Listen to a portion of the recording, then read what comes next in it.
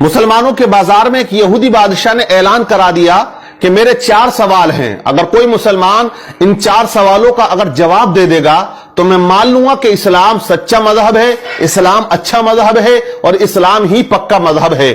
اس نے 4 سوال رکھ دیے۔ پہلا سوال اس کا یہ تھا کہ اے مسلمانوں تم یہ بتاؤ کہ تمہارے رب سے پہلے کیا تھا۔ اس کا دوسرا سوال تھا اے مسلمانوں یہ بتاؤ کہ جب تم عبادت کرتے ہو تو پوری دنیا کے اندر جو مسلمان اللہ کے آگے جھکتے ہیں، سجدہ کرتے ہیں، تو وہ رب تمہارے سجدوں کو، تمہاری عبادت کو کیسے دیکھ لیتا ہے۔ اس کا تیسرا سوال تھا کہ اے مسلمانوں یہ بتاؤ تمہارے رب کا چہرہ کدھر کو ہے، اس کا رخ کس طرف کو ہے۔ اس کا چوتھا سوال تھا کہ اے مسلمانوں یہ بتاؤ کہ تمہارا رب اس وقت کیا کر رہا ہے۔ یہ 4 سوال اس نے رکھ دیے۔ مجمع اکٹھا ہو جاتا ہے، بھیڑ لگ جاتی ہے، بڑے بڑے علماء وہاں بیٹھے ہوئے تھے، لیکن اس کے 4 سوال ایسے بھاری پڑے کہ کوئی ان سوالات کے جوابات دینے والا اس مجمع میں نظر نہیں آ رہا تھا۔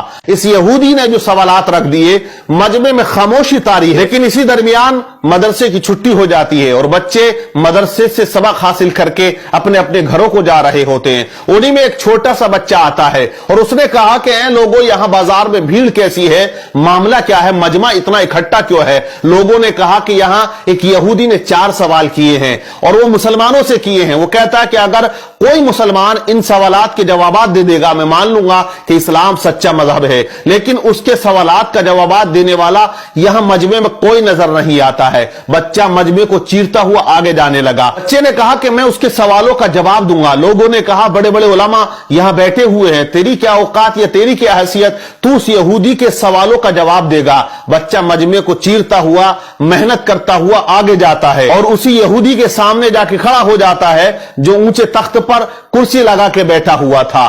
یہودی سے بچے نے کہا کہ اے یہودی تو اپنے سوال بتا، میں تیرے سوالوں کا جواب دوں گا۔ یہودی ہنسنے لگا، کہنے لگا اتنے بڑے بڑے علماء یہاں تشریف رکھتے ہیں، لیکن تو کیا جواب دے گا میرے سوالوں کا۔ تو بچے نے کہا کہ جواب دینے کے لیے عمر نہیں ہونی چاہیے، علم کا ہونا ضروری ہے۔ اپنے سوال رکھ، میں تیرے سوالوں کا جواب ضرور دوں گا۔ اس نے کہا کہ میرا پہلا سوال یہ ہے کہ تمہارے رب سے پہلے کیا تھا۔ بچے نے کہا آپ 10 سے نیچے کی گنتی گنو۔ اس نے گننا شروع کر دیا، 10 9 8 7 6 5 4 3 2 1۔ پھر بچے نے کہا 1 سے پہلے کیا ہے۔ اس نے کہا 1 سے پہلے کچھ نہیں ہے۔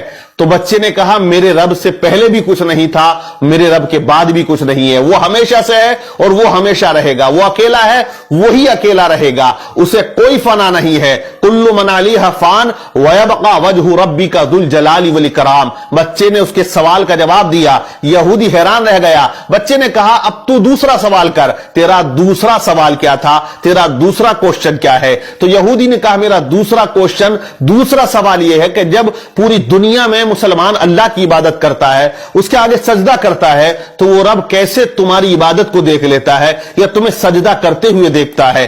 بچے نے کہا ایک برتن میں پانی لے کر آؤ۔ ایک بڑے سے برتن میں پانی کو بلوایا گیا اور اس یہودی کے سامنے اس برتن کو رکھ دیا۔ بچے نے کہا اے یہودی اس برتن کے اندر جھانک کر دیکھ۔ یہودی نے جھانکا تو بچہ پوچھتا بتا تجھے اس کے اندر کیا نظر آ رہا ہے۔ کہا اس میں تو میرا عکس یعنی میری تصویر نظر آ رہی ہے، میرا چہرہ نظر آ رہا ہے۔ کہا کلیئر آ رہا ہے؟ بولے مجھے بالکل اپنا چہرہ اس پانی کے اندر کلیئر نظر آ رہا ہے۔ تو کہا بچے نے کہ جیسے تو اس پانی کے اندر اپنے چہرے کو دیکھ رہا ہے، ویسے ہی میرا پروردگار تمام مسلمانوں کی عبادتوں کو دیکھ رہا ہے۔ وَنَحْنُ أَقْرَبُ مِنْ حَبْلِ الْوَرِيدِ، وہ اپنے بندے کی شہرک سے بھی زیادہ قریب ہے۔ بچے نے اس کے دوسرے سوال کا جواب دے دیا۔